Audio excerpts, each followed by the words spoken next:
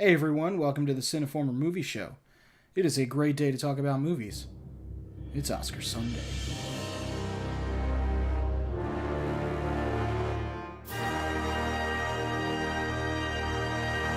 Oscar Sunday is my favorite day of the year.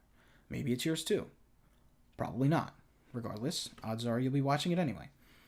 And I think it's safe to say that there are some people out there that don't really know what the Oscars are all about.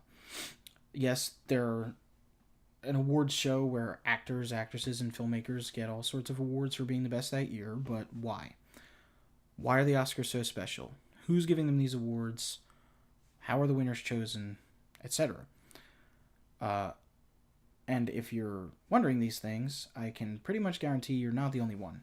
The Oscars are the second most viewed live television program in America all year, second only to the Super Bowl. So there are lots of people watching that don't really know what they're watching, much like the Super Bowl. So I'm here to give a brief explanation of the Academy and the Academy Awards.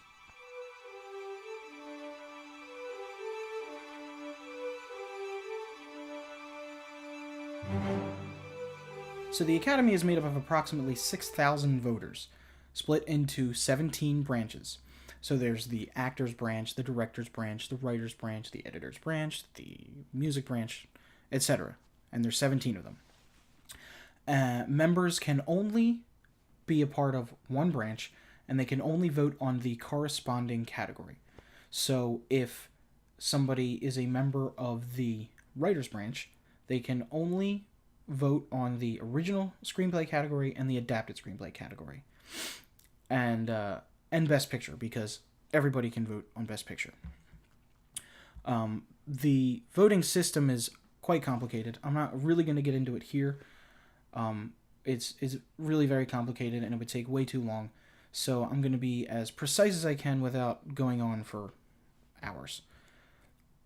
But anyhow, the system they use is known as the alternative vote system, which basically requires them to make a list of their favorite people in order of their preference. So they rank them in order of their preference, and the lists are gathered, and the choices with the least amount of number one spots are tossed out. So, for example, if Dwayne Johnson as Hercules gets 4 votes as number 1. So 4 people put Dwayne Johnson as their number 1. Dwayne Johnson gets tossed aside, and he's out of the running. Then those lists that had Dwayne Johnson as the number 1 get their number 2 choice pushed up, and that becomes a number 1. And the votes get retallied, and that goes on and on and on until a certain number is reached. A certain number, which is where the winner selection and the nomination process differ. When choosing the winners, it's as simple as the first one to reach 50% of the number 1 votes wins. The nomination process is slightly more complicated. Actually, it's a lot more complicated, and I'm not really going to get into all of it here. They basically decide on a magic number, and the first 5 or however many are in the category nominees to reach that magic number become official nominees. If you want to read more about learn more about the magic number, I'm going to put a link in the description to the official Oscar website page where they explain it. But again, I'm not gonna explain it here. So it's complicated, but it's all very necessary, especially if you're going to be considered the most prestigious award in film.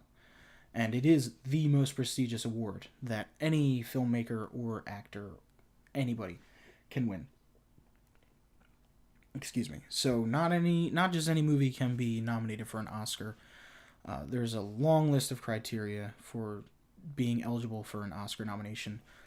But the biggest ones are: the movie has to be at least 40 minutes in length.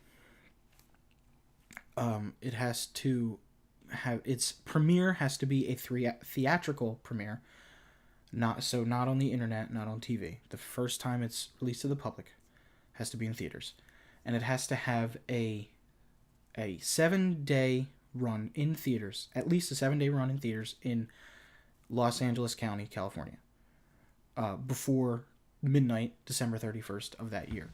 So those are the major criteria there, but there are subdivisions of all sorts of rules. So there's all that, and plus, on top of that, you have to be really pretty damn good to be considered among the best out of 700 plus films released that year. So it's not like the Oscars are an extremely the most prestigious award in film. So that's why it's such a big deal, pretty much, when people win them. Of course, all film is subjective. So when I say a movie has to be damn good, I mean mostly from a technical standpoint. There are great movies out there that will never win an Oscar, never be nominated for an Oscar, because they're just not Oscar material. It's unfortunate, but it's true. But just remember this. According to a study conducted by the Los Angeles Times in 2012, the Academy is 94% white, 77% male, 86% over the age of 50, and the average age is 62.